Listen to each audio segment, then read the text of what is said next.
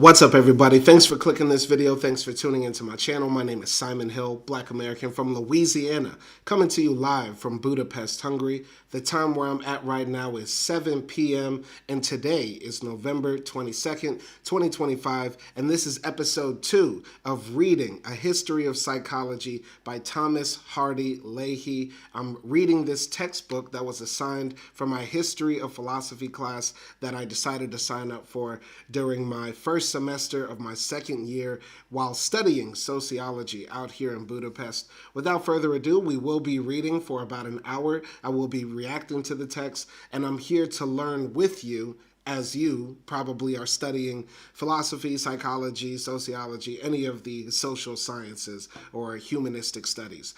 Without further ado, let's get into it. Theories about scientific theories. The syntactic approach. Theories are collections of sentences. At the end of the 19th century, the positivism of Comte and Mach was melded with advances in logic and mathematics to produce the movement called logical positivism, see Chapter 11, which dominated the philosophy of science for several decades. So great was its influence that it became known as the received view on theories. The atomist had won the debate over the existence of atoms. The heirs to Comte and Mach, the logical positivist, therefore had to concede that, despite philosophical scruples, science could incorporate unseen, hypothetical concepts into theories, and they attempted to show how it could be done without lapsing into the dangerous practices of metaphysics. Doing so, they set out a recipe for science that has had great influence. Logical positivists divided the language of science into three sets of terms: observation terms, theoretical terms, and mathematical terms. Unsurprisingly, the logical positivists gave absolute priority to observation terms. The fundamental task of science remained description. Observation terms referred to directly observable properties of nature and were taken to be unproblematically true. The bedrock of science was protocol sentences, descriptions of nature that contained only observation terms. Putative generalizations from the data, candidate laws of nature, were axioms that contained only theoretical terms connected by logico-mathematical terms. The use of theoretical terms such as atom or magnetic field raised the issue of realism and, for logical positivists, the dangerous lure of metaphysical inference. They preserved the anti-realism of earlier positivism by denying that theoretical terms referred to anything at all. Instead, theoretical terms were said to be given meaning and epistemological significance via explicit or familiarly operational definitions. Operational definitions were the third sort of sentences recognized by the logical positivist. Mixed sentences containing a theoretical term and an observational term to which it was linked. The resulting picture of science resembles a layer cake. On the bottom, representing the only reality for positivists, were observational terms. On top were purely hypothetical theoretical terms organized into axioms. In between were sandwiched the operational definitions connecting theory and data. Let us take an example from physics. An important axiom in classical physics is F equals m times x. F equals m times a. Force equals mass times acceleration. Force, mass, and acceleration are theoretical terms. We do not observe them directly, but we must define them in terms of something we do observe, often by some procedure, which is why operational definitions are so called. For example, mass is defined as weight of an object at sea level. Thus, in the received view, theories are sentences, axioms, whose terms are explicitly defined by reference to observation terms. Note that, for the received view, as for any anti-realist philosophy of science, observations do not provide evidence for the existence and properties of inferred entities, but they define those entities the way a dictionary defines a word. The received view leads naturally to the Hempel and Oppenheim model of explanation. The laws of nature are theoretical sentences from which we logically deduce phenomena, or more Axioms contain theoretical terms, for example, mass. We're looking at figure 1-2. And operational definitions leads up to axioms contain theoretical terms, for example, mass. And underlying the bedrock are protocol sentences contain observation terms, for example, weight at sea level. So going back, the laws of nature are theoretical sentences from which we logically deduce phenomena, or more precisely, observation sentences. As we shall see, from 1930 to the 1960s, psychology was greatly influenced by the ideals of logical positivism, and it remains influential through the concepts of operational definition. The received view on theories runs into a number of difficulties. The deepest difficulty with the received view is its rigid separation of theory and data. Positivists always took it for granted that science was based on observation and that observation was entirely independent of theory. However, the positivist conception of perception was simplistic. At the very least, it's impossible to observe everything all the time. One must have some prior notion of what to observe in a given situation, some idea of which events are important and which are irrelevant, so that the significance of an event is determined by a theory. Moreover, psychologists have demonstrated how perception is influenced by people's expectations and values. So we know perception is never the immaculate process the positivists thought it was. Indeed, we may turn the positivist view on its head and regard the guiding observation by theory as a virtue instead of a sin. The point may be illustrated by a passage from the Sherlock Holmes story, Silver Blaze. We see the theoretically guided master detective triumph over the positivist policeman. Holmes then descended into the hollow, and stretching himself upon his face and leaning his chin upon his hands, he made a careful study of the trampled mud in front of him. "Hallo," said he, suddenly, "what's this?" It was a wax vesta, a sort of match, half burned, which was so coated with mud that it looked at first like a little chip of wood. "I cannot think how I came to overlook it," said the inspector, with an expression of annoyance. "It was invisible, buried in the mud. I only saw it because I was looking for it." "What? You expected to find it?" "I thought it not unlikely." Here we see the importance of having a theory that tells investigators what to look for. Holmes found the match because he had formed a theory of the crime that led him to expect it, while the police, who had no theory, failed to find the match despite meticulous searching. To the fact gatherer, all facts are equally meaningless and meaningful. To the theoretically guided researcher, each fact assumes its proper place in an overall framework. The semantic approach. Theories are simplified models of the world. The semantic approach builds on some highly technical developments in modern logic. But for our purposes, the semantic approach is important for the central role it assigns to models in science and the resulting indirect relationship between scientific theories and the world they purport to explain. The semantic approach regards theories as abstract mathematical structures that apply not to the world as it is, but to an idealized world purged of irrelevant considerations. From a theory, a scientist constructs a model of reality, a highly idealized, partial simulation of the world. It describes what the world would be like if the theory behind it were true, and if the variables found in it were the only ones involved in behavior. The physical theory of particle mechanics, for example, describes a block sliding down an inclined plane as a system of three frictionless, dimensionless point masses, one each for the block, the plane, and the earth. In the real world, these bodies are extended in space and there is friction between the block and the plane. In the model, such irrelevant or complicating factors disappear. Thus, the model is a simplified, idealized version of reality, which is all a theory can cope with. It is important to realize how limited a scientific theory is. It purports to explain only some phenomena and only some aspects of these. A scientific theory is not about the real world as we experience it, but about abstract, idealized models.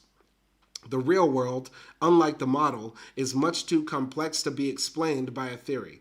To take a psychological example, a theory of paired associate learning describes an ideal learner as untroubled by factors such as the time of day or personal stress that surely affect the memory performance of actual subjects. Models allow scientists to focus on and think clearly about the aspects of nature in which they are interested. To a learning theorist, while stress is a factor that surely influences learning, it is a factor to be controlled or statistically washed away. To a stress theorist, on the other hand, stress is the main concern, and he may use pair-associated learning as a way to study it.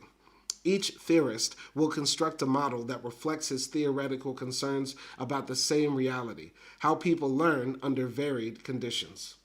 Go into the comments. All right. Nelson says, is this one for class? Yes, indeed. It's for class. I'm just trying to study, man. Out here trying to study. Make sure I pass. Anyway, going on here. On to rationality. On to rationality. Hold on one second. Boom. All right. So, why and when do scientists change their theories? The ancient Greeks defined the human being as the rational animal, but this definition has become increasingly suspect.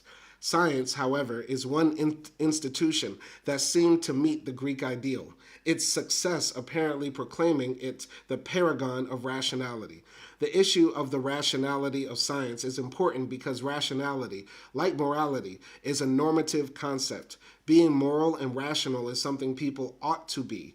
And over the years, philosophers have tried to establish standards of rationality to which people can be held accountable in the same way they are held accountable for moral or immoral conduct. The potential danger in abandoning standards of rationality is the same as in abandoning standards of morality. If either goes, how are we to be saved from anarchy, tyranny, and ignorance? How are we to know right from wrong and good from bad if science is not rational, is anything? Traditional philosophies of science, such as positivism and logical positivism, accepted the rationality of science and took it upon themselves to spell out the rational methodology of science in formal, logical detail. Moreover, the positivist picture of science was content-free. They assumed that there is a single logical structure to science, whatever the historical period and whatever the science. Yet the more we examine the history of science, the less it seems to be a purely rational affair following an abstract, changeless, content-free methodology. Scientists are human beings, and despite rigorous training, their perceptual and reasoning skills are subject to the same constraints and errors as other people's. Scientists are trained in and work within a community of scientists who share historically changing goals, values, and standards. In science, as in other walks of life, what seems eminently rational to one person seems like foolishness to another. These considerations suggest that logical positivism was mistaken to look for a purely methodological account of science. Since the early 1960s, a movement in meta-science has been afoot that challenges, even denies, the assumption that science is defined by a constitutive rationality that sets it apart from other forms of human activity. Because it regards science as an institution to be examined empirically rather than dictated to philosophically, this new movement is called the naturalistic approach to science, and it incorporates philosophers, historians, sociologists, and psychologists of science. There are many ways of conducting a naturalistic approach to science, and in this section I will discuss two.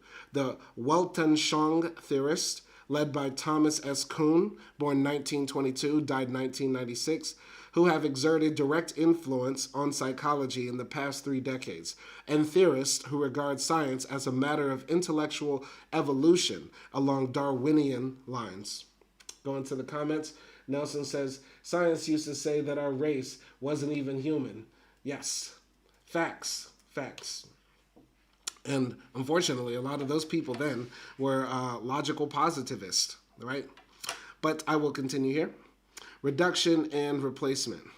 When two theories clash over their ability to explain the same phenomenon, there are two possible outcomes. The first is reduction. It may be that two theories explain the same facts at different levels. Higher levels deal with large objects and forces. Lower levels deal with more basic objects and forces. In their attempt to get a unified picture of nature, scientists try to reduce larger theories to more elementary, more basic theories, showing that the truth of the higher theory is a consequence of the truth of the more basic theory. The reduced theory is still considered valid and useful at its level of explanation. The second possibility is replacement or elimination. One of the theories is right, the other is wrong, and it is discarded. Reduction of a higher level theory by another can be illustrated by the reduction of the classical gas laws to the kinetic theory of gases, and the reduction of Mendelian genetics to molecular genetics. Physicists in the 18th century determined that the pressure, volume, and temperature of gases were interrelated by a mathematical equation called the ideal gas law, meaning P equals V times T. Using this law, a paradigmatic example of a covering law, physicists could describe, predict, control, and explain the behavior of gases in precise and useful ways. The classical gas laws are an example of a high-level theory because it describes the behavior of complex objects, namely gases. One of the early triumphs of the atomic hypothesis was the kinetic theory of gases, which gave a causal explanation of the ideal gas law. The kinetic theory held that gases, like everything else, were made up of billiard ball-like atoms, whose degree of excitation or movement was a function of energy, particularly heat. The ideal gas law predicted, for example, that if we heat the air in a balloon, it will expand, and if we cool the air, it will deflate. Placed in liquid nitrogen, it deflates to nothing. The kinetic theory explains why. As we heat air, the particles that compose it move around more, bouncing into the skin of the balloon, pushing it outward in expansion. As we cool air, the atoms slow down, striking the balloon's skin less vigorously, and if they slow down enough, exerting no pressure at all. Kinetic theory is a lower-level theory than the gas law theory because it deals with the constituent particles of which gases are composed. It is also a more basic theory than the gas law theory because it is more general, accounting for the behavior of any object, not just gases, made up of molecules. The behavior of gases emerges as a special case of the behavior of all matter. The kinetic theory shows why the ideal gas law works by postulating an underlying causal mechanism, and so it is said that the ideal gas law is reduced to the kinetic theory. In principle, we could do away with the gas law, but we keep it as valid and useful in its range of application. It is still a scientific theory, but it has been unified with a broader conception of the universe. A similar story can be told about Mendelian genetics. Mendel proposed the existence of a unit of hereditary transmission, the gene, which was entirely hypothetical. Mendel's concept provided the basis for population genetics, but no one ever saw a gene or knew what one might look like. However, in the early 1950s, the structure of DNA began to be unraveled, and it emerged that it was the bearer of hereditary traits. As molecular genetics has progressed, we have learned that coding sequences on the DNA model are the real genes, and they do not always behave in the simple ways that Mendel thought.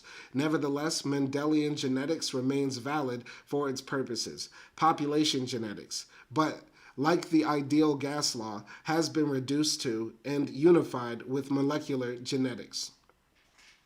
In the case of reduction, the older theory is recognized as still scientific and usefully valid within its sphere of application. It simply takes a subsidiary place in the grand scheme of science. The fate of a replaced theory, on the other hand, is very different. Often it turns out that an old theory is simply wrong and cannot be woven into the extending tapestry of scientific theory. In this case, it is abandoned and replaced by a better theory. The Ptolemaic theory of the heavens, which placed the earth at the center of the universe and described the sun, moon, and stars as revolving in complex and unlikely circles around it, was accepted by astronomers for centuries because it gave a usefully precise account of the motions of heavenly objects. Using it, they could describe, predict, and explain events such as eclipses. Despite its descriptive and predictive powers, after a long struggle, the Ptolemaic view was shown to be hopelessly wrong, and it was replaced with the Copernican system, which placed the sun at the center with the rest of the solar system revolving around it. Like an old paradigm, the Ptolemaic view died off, eliminated from science. So, going here, we're going to read box 1-2, what kind of a science is psychology? And let's go. One of the odd things about psychology is that people aren't sure where to put it in various classification schemes of the sciences. In most colleges and universities, psychology is lumped in with social sciences, although occasionally it's called a life science and put in with biology. In a few places, it's broken up into pieces, so that, for example, there will be a department of cognitive sciences housing that part of psychology, while other parts are put elsewhere. Similarly, although most graduate programs in clinical psychology are in psychology departments, sometimes they are in medical schools along with psychiatry, and counseling programs are often found in schools of education. Libraries tell another tale. Modern libraries like to classify books in systematic ways, and they treat psychology differently from university department structures. Thus, if a library uses the Library of Congress system, most of psychology is in the BF section, which is part of the larger B classification comprising philosophy, while a few psychology books are in the Qs with science, the RCs with psychiatry, or the LBs in education. Psychology books are never found in the social science H section. Moreover, if one picks up a book dealing with methods and theory in the social sciences, one frequently finds nothing about psychology at all. Indeed, at least one author, Peter Manikas, in 2006, explicitly denied that psychology is a social science, although he included it in an earlier book, Manikas, in 1987. This is the sort of thing that makes one wonder if there is a subject matter for all of psychology. It just doesn't fit in anywhere. Interesting. So, continuing here. The question of reduction or replacement is especially important in psychology. By taking the path through physiology, psychologists try to link psychological processes to physiological processes. But if we have a theory of some psychological process and in fact discover the underlying physiological process, will the psychological theory be reduced or replaced? Okay, if we have a theory of some psychological process and in fact discover the underlying physiological process, will the psychological theory be reduced or replaced? Some observers believe that psychology is fated to disappear like Ptolemaic astronomy. Others hold that psychology will be reduced to physiology, becoming an outpost of biology. But some optimists among them think that at least some of human psychology can be neither reduced nor replaced by neurophysiology. We shall find that the relation of psychology to physiology has been an uneasy one. Science as a worldview. Particular and universal knowledge. Our everyday concerns and everyday knowledge focus on particular people, places, things, and events. In an election, for example, we gather facts about specific issues and candidates in order to decide for whom to vote. As times change, issues and candidates come and go, and we learn new facts specific to new problems and propose solutions. In everyday life, we need to get along with particular people, and we build up knowledge about them as we do about particular things and events. We seek knowledge that is useful for our immediate practical purposes. Science, however, seeks to answer universal questions that are true for all times and all places. Thus, physics can tell us what an electron is, and it does not matter if the electron exists in my thumb today, whether it's in the star system Tau Ceti, whether it existed in the first 6 minutes after the Big Bang, or exists millions of years from now. Similarly, physics seeks to characterize forces like gravity that operate all over the universe and throughout time. While different from practical human knowledge, science is not unique in seeking universal truths. Mathematics and geometry also seek universal truths, such as the Pythagorean theorem, that are true regardless of time and space. Sometimes, but not always and rarely at present, philosophy has been defined as a search for universal truths, and some religions, especially the proselytizing world religions such as Christianity and Islam, claim to be true for all people. Science differs from mathematics, philosophy, or religion by doing something that at first seems paradoxical, basing its search for universal truths on the observation of particular things and events.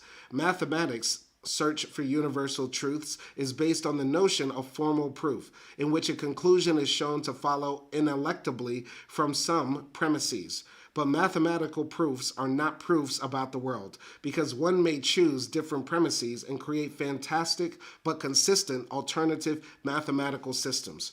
Religion's claims to universality rest upon revelation from God, not observation or logical proof. Only science starts by observing particular things and events, but moves to asserting general hypotheses about the nature of the world. Thus, psychologists performing an attribution experiment on attitudes about Fidel Castro do not care about Castro or what their subjects believed about Castro or how to change people's attitudes on Castro. They were trying to formulate a general theory about how people explain behavior, whatever that behavior might be, whether it's a political attitude, speculation about a friend's odd mental state, or why you think you did badly on your last math test. The goal of psychological research is to carefully study human behavior across such a wide range of circumstances that the circumstances fall away, revealing the universal mechanisms of the human mind and human behavior. Because science is concerned to achieve universal knowledge, apart from human thoughts and needs, the viewpoint of science is the view from nowhere. Science as the view from nowhere. This is perhaps the oddest and most daunting part of natural science yet. It is also what has given science its purity, rigor, and power. Science searches for a purely objective knowledge, for a description of the world in which people play no part at all, knowledge that has no point of view. The philosopher Thomas Nagel describes this viewpoint that is not a viewpoint of natural science, the physical conception of objectivity, in his The View from Nowhere, published in 1986. Before I read that, I'll go to the comments. Nelson says, I'm learning this so I can use it in BDSM. How is this for BDSM? Okay, what is... I'm just going to believe when you say BDSM, you mean biology, biology, Dianetics, science, and math. That's how I'm interpreting your BDSM. Anyway, let's read what Thomas Nagel had to say.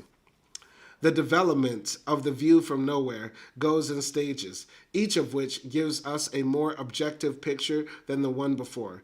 The first step is to see that our perceptions are caused by the actions of things on us, through their effects on our bodies, which are themselves part of the physical world. The next step is to realize that since the same physical properties that cause perceptions in us through our bodies also produce different effects on other physical things, and can exist without causing any perceptions at all, their true nature must be detachable from their physical appearance and need not resemble it. The third step is to try to form a conception of the true nature of independent of its... The third step is to try to form a conception of that true nature independent of its appearance, either to us or to other types of perceivers. This means not only not thinking of the physical world from our own particular points of view, but not thinking of it from a more general human perceptual point of view either. not thinking of how it looks, feels, smells, tastes, or sounds. These secondary qualities then drop out of our picture of the external world, and the underlying primary qualities, such as size, shape, weight, and motion, are thought of structurally. This has turned out to be an extremely fruitful strategy, making science possible. Our senses provide the evidence from which we start, but the detached character of the understanding is such that we could possess it even if we had none of our present senses, so long as we were rational and could understand the mathematical and formal properties of the objective conception of the physical world. We might even, in a sense, share an understanding of physics with other creatures to whom things appeared quite different perceptually, so long as they too were rational and numerate. The world described by this objective conception is not just centerless. It is also in a sense featureless. While the things in it have properties, none of these properties are perceptual aspects. All of those have been relegated to the mind.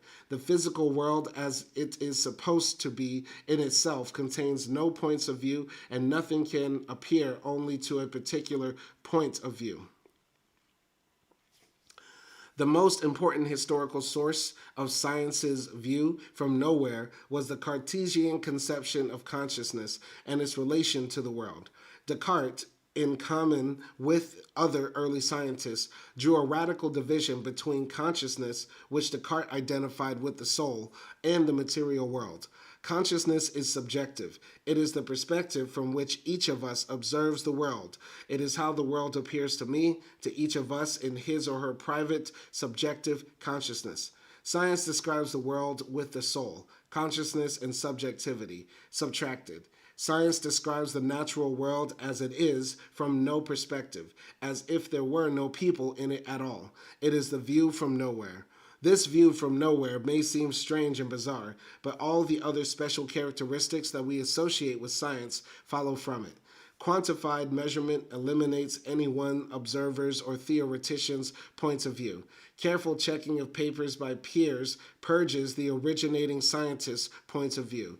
Replicating experiments guarantees that what is true for one scientist is true for all. Proposing universal laws that hold throughout the universe purges even the generic human points of view, because the same knowledge could be found by other species. The view from nowhere is critical to the success of natural science, but its applicability to the study of human beings is contentious, as we will see throughout this book. Understanding history. The book that you are reading is called A History of Psychology. Because it's a book of history, in its approach to psychology is different from what you are used to in other scientific, applied, or professional courses. Their aim is to teach you psychological methods, the latest research and theory in psychology, how psychology can be used to solve individual and social problems, and about the jobs done by professional psychologists, such as clinical psychologists or health psychologists. This course, however, is a story, the story of how psychology came to be what it is today. In this respect, the history of psychology is like developmental psychology, as it is concerned with explaining change from the inchoate, ancient stages of psychology to its more articulated modern form. Inchoate means like ancient, unformed, basically not laid out yet, from my understanding. So, the history of psychology is part of the larger, more broader field of history. And our first task is to place the history of psychology as a discipline into that larger context. Just as one can't understand human development without understanding a child's genetic inheritance from its ancestors and the family and society in which its development takes place, one can't understand the development of psychology without considering what it inherited from pre-scientific psychology's ideas about mind, body, and behavior, and without considering how it was shaped by the larger culture and society around it. In addition, we need to learn about the methods and issues that have arisen in the larger field of history. Just as psychology has characteristic methods and perennial disputes, so does history, and we need to learn something about them. In this chapter, we take up the second topic, historiography, with a special focus on the subfield of the history of science, of which the history of psychology is a part. Historiography. Historiography is about the methods and issues in the field of history. For the purposes of this book, we don't have to be concerned much with the former. How to read ancient texts, how to collect information about ancient peoples, and how to use large collections of manuscripts or letters. These questions will occasionally arise, but we will handle them as we go. Instead, we will focus here on enduring issues about how to explain human action in historical time, as they will pervade everything we will discuss in this book. Psychologists offer explanations of behavior, but historians have been doing it since the days of Thucydides, born 460 BCE, died 400 BCE. And they all have their own venerable models of doing so. Historians all have their models of explaining behavior. Okay. Reasons and causes. The most general problem in writing history, especially scientific history, is the tension between reasons and causes in explaining human action. Imagine the investigation of a murder. The police first determine the cause of death. That is, they must find out what physical process, for example, the ingestion of arsenic, caused the victim to die. Then investigators must determine the reason for the victim's death. They might discover that the victim's husband was having an affair with his secretary, had taken out an insurance policy on his wife, and had bought 2 air tickets to Rio, suggesting that the husband killed his wife in order to live in luxury with his mistress. Any given historical event may be explained in either or both of 2 ways, as a series of physical causes or of reasons. In our example, the series of physical causes is placement of the arsenic in coffee, its ingestion by the victim, and its effects on the nervous system. The series of reasons of rational acts carried out with intention and foresight is purchasing arsenic, putting it into one's intended victim's drink, setting up an alibi, and planning an escape. Tension arises between rational and causal accounts of human action when it is unclear how much explanatory force to attribute to each. So far in our example, the causal story is relatively trivial because we know the cause of death and the fixing of guilt seems clear. However, causal considerations may enter into our evaluations of an actor's behavior. During his first term, President Ronald Reagan was shot and wounded by a young man, John Hinckley. There was no doubt that Hinckley fired the bullet and was thereby part of the cause of Reagan's wound. But there were serious doubts about whether Hinckley's act could be explained rationally. The reason given for his attack on the president was to win the love of actress Jodie Foster. But this reason seems strange, certainly stranger than murdering one's wife to run off with one's mistress. Moreover, psychiatrists offered testimony that Hinckley was psychotic. Tests showed he had abnormal brain scans. Taken together, such evidence convinced the jury that Hinckley's shooting of the president had no reasons, only causes involving Hinckley's diseased brain. Thus, he was found not guilty because where there is no reason, there can be no guilt. In cases such as John Hinckley's, we feel the tension between rational and causal explanation at its highest pitch. We want to condemn a proven criminal, but we know we may only direct moral outrage at someone who chose a particular act when he or she could have done otherwise. We realize that a person with a diseased brain cannot choose what to do, and so deserves no blame. The tensions between reasons and causes arises in explaining every human action. Caesar's crossing the Rubicon may be described either as a shrewd political move or as a result of his megalomaniacal ambitions to rule the world. One may choose to major in pre-med because of a desire to help people or to make money, or because of an unconscious neurotic need to show that one is just as good as one's older sibling. Nelson says he could have turned Jodie Foster out. That's crazy. You're crazy, man. There was a fire little documentary I saw about this woman that made Jodie Foster look like Kamala Harris. I believe her name was Samantha Red. Samantha Red. Yeah, man. She was known for speaking out about Palestine, and then like way back in the '80s, and she got blackballed from Hollywood. Uh,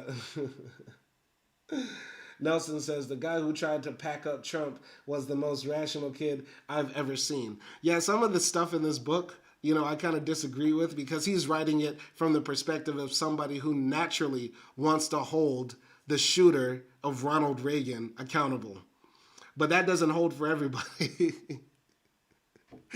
Somebody might say, well, he didn't kill him. Maybe he should be let go. Or, I don't know, let's weigh the pros and the cons. He killed somebody. Ronald Reagan gave money to the destabilizers of an entire country in Nicaragua, resulting in hundreds of thousands of deaths of innocent people. Maybe the taking out of this life is not as bad. Going to the comments, Nelson says, finally able to catch a live stream. Amen. Or Avery, this is not your live stream, man. We doing something here. We reading. This is not the fun live stream. This is study time. This is not the fun live stream. Not the fun live stream. This is study time. I'm studying for class. We doing some reading for class. I'm trying to pass, man. So this might not be the one for you. But anyway, I'm going to continue here. So, in the history of science, the tension between reasons and causes is perennial. As we will see in a moment, science is often presented as an ideally rational enterprise. Scientific theories are supposed to be proposed, tested, accepted, or rejected on rational grounds alone. Yet, as historians have amply shown, it is impossible to exempt scientists from the causal forces that play a part in determining human behavior. Scientists crave fame, fortune, and love as much as anyone else, and they may choose one hypothesis over another, one line of research among many, because of inner personal causes or outer sociological causes that cannot be rationally defended and may even be entirely unconscious. In every instance, the historian, including the historian of science, must consider both reasons and causes, weighing both the rational merits of a scientific idea and the causes that may be contributed or that may have contributed to its proposal and to its acceptance or rejection. Presentism. Traditionally, the history of science has tended to overestimate reasons, producing Whig history and presentism. These failings are shared by other branches of history too, but are most tempting to the historian of science. A Whig account of history sees history as a series of progressive steps leading up to our current state of enlightenment.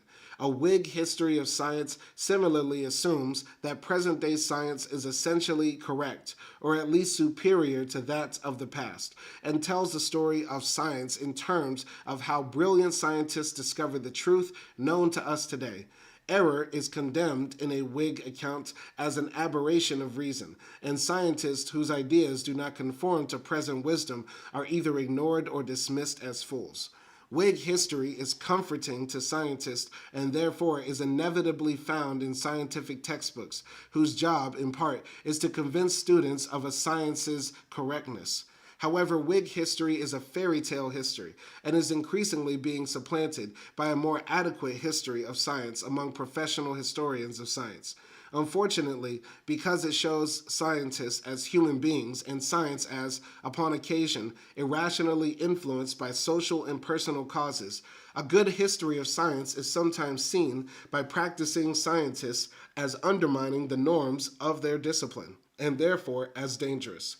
I have written this book in the spirit of the new history of science, trusting with historian of physics Stephen Brush that instead of harming science, a good history can help young scientists by liberating them from Whiggish dogma, making them more receptive to unusual and even radical ideas. A large-scale historical survey of the sort I am writing must be, to some degree, presentist, that is, concerned with how psychology got to be the way it is. This is not because I think psychology today is for the best, as a Whig historian would, but because I wish to use history to understand psychology's current condition. As we shall find, Psychology could have taken other paths than it did, but it is beyond the scope of this book to explore fully what might have been. Interesting. Taking a little swig. Water break.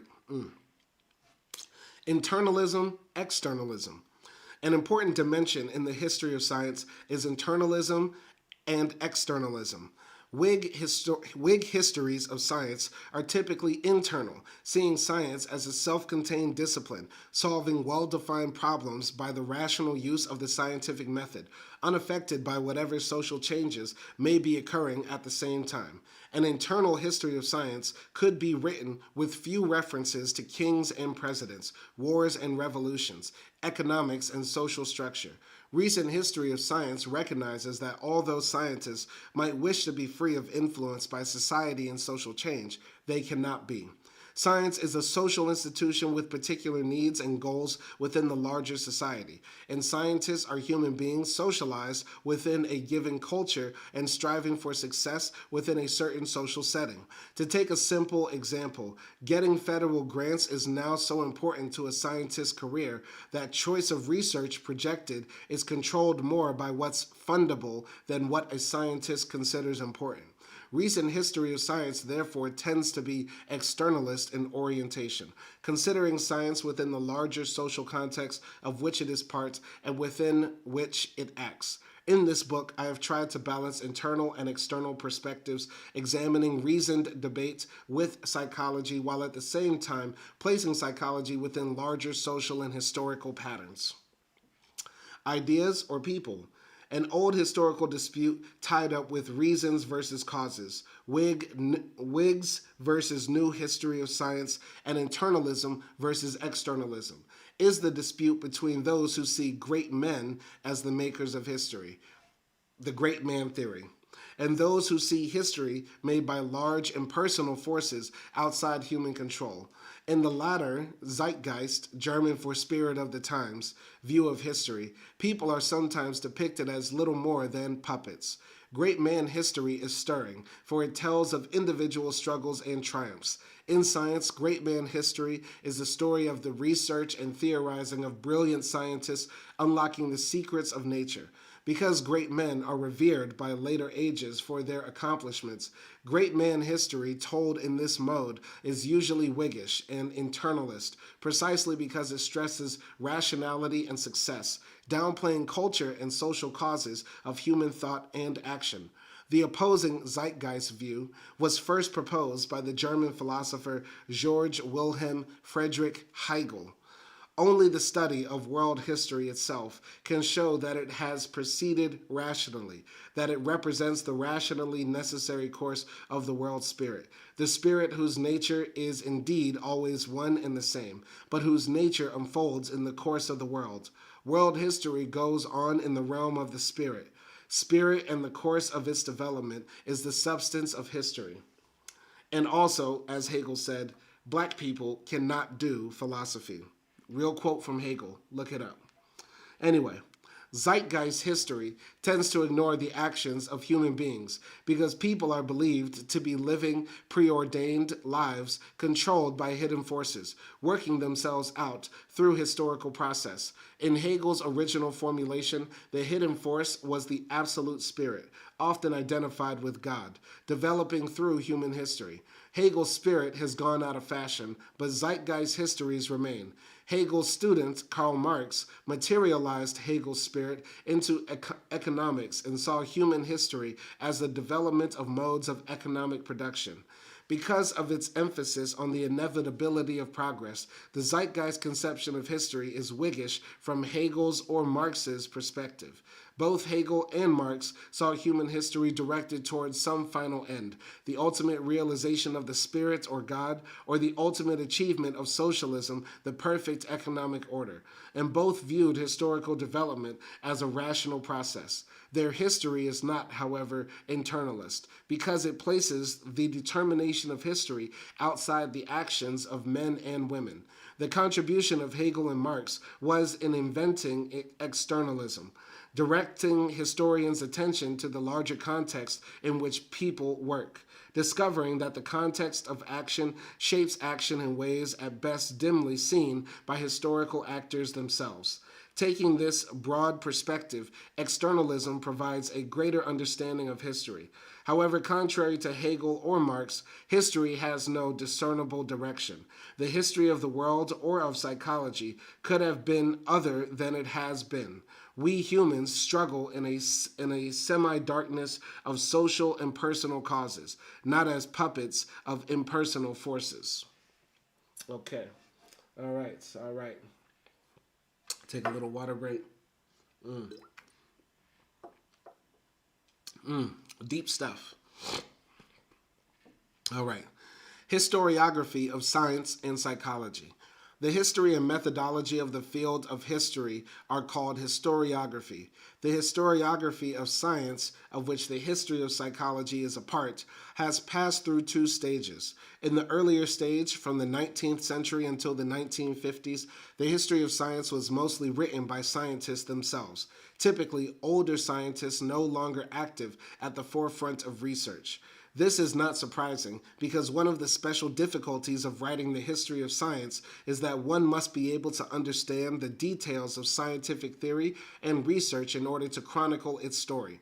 However, beginning in the 1950s and gaining momentum in the 1960s, a new history of science emerged as the field was professionalized. The history of science was taken over by men and women trained as historians, although in many cases they had scientific backgrounds. The history of psychology underwent the same change, although a little later and still incompletely. The classic old history of psychology is Edwin G. Boring's magisterial History of Experimental Psychology, published first in 1929, with a revised edition in 1950. Boring was a psychologist, a student of introspectionist E.B. Titchener, and the psychology that Boring knew has been superseded by behaviorism and the rise of applied psychology. So while Boring was by no means retired, he wrote his history as an internalist, Whiggish justification of his tradition. Boring's book was the standard text for decades, but beginning in the mid-1960s, the new professional history of psychology began to replace the old.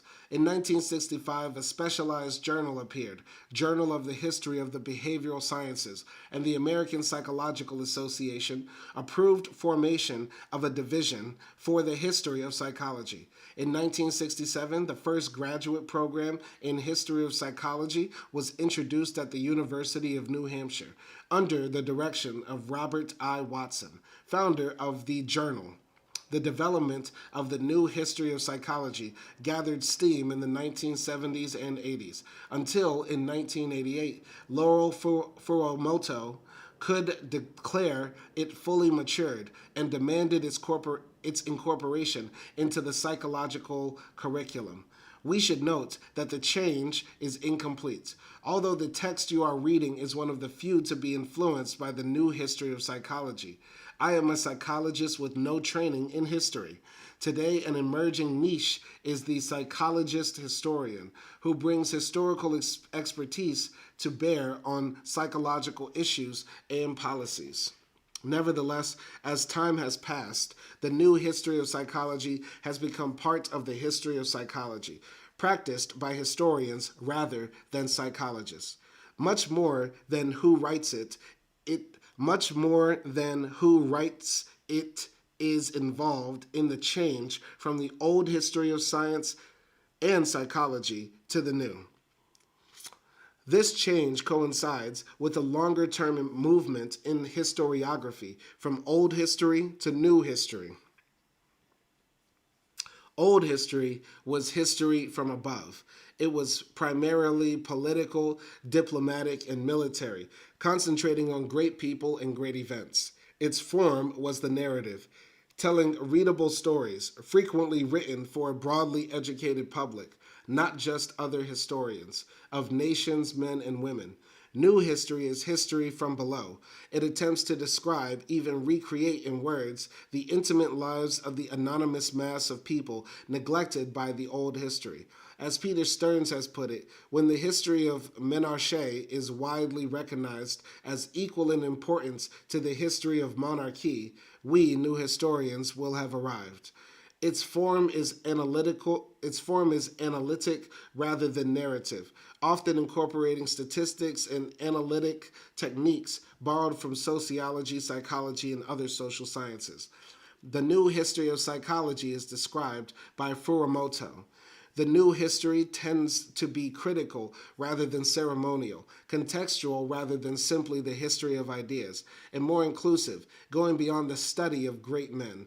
The new history utilizes primary sources and archival documents rather than relying on secondary sources, which can lead to the passing down of anecdotes and myths from one generation of textbook writers to the next. And finally, the new history tries to get inside the thought of a period to see issues as they appear at the time, instead of looking for antecedents of current ideas or writing history backwards from the present context of the field. Nevertheless, apart from its call for greater inclusiveness in writing history, Furumoto's description of the new history of psychology actually describes a good traditional history as well. Where in the spectrum of old to new history does the present book fit? It is true that I have been influenced by and have used the new history of psychology in writing my book, but it is not entirely of the new history. I feel the greatest affinity for the traditional history of ideas and have not generally sought to find the causes of psychology's development in the biographies of psychologists. I believe that history is one of the humanities, not a science, and that when historians lean on the social sciences, they are leaning on weak reeds. I agree with Matthew Arnold that the humanities should concern themselves with the best, and most important, that has been said and done. Finally, I agree with English historian G.R. Elton that history can instruct in the use of reason. I have tried then to write as narrative a history as the material allows, focusing on the leading ideas in psychological thought and aiming to instruct the young psychologists in the use of reason in psychology. So, I think we'll stop right here. We're going to pick up on this part, the science as a historical process, and we will continue reading until we jump into what I believe I think by tomorrow we will finish part 1, situating psychology, if we read for an hour or so. I'm just checking to see, because I haven't checked the table of contents since I started this book. But I found this section very interesting, still very complex. Usually after I do these live streams, I listen to the text again, and that allows me to gain more perspective, actually imbibe more the story that I just read, and it's great for reviewing as well. So I suggest everybody do that if you are coming here actually to learn in good faith.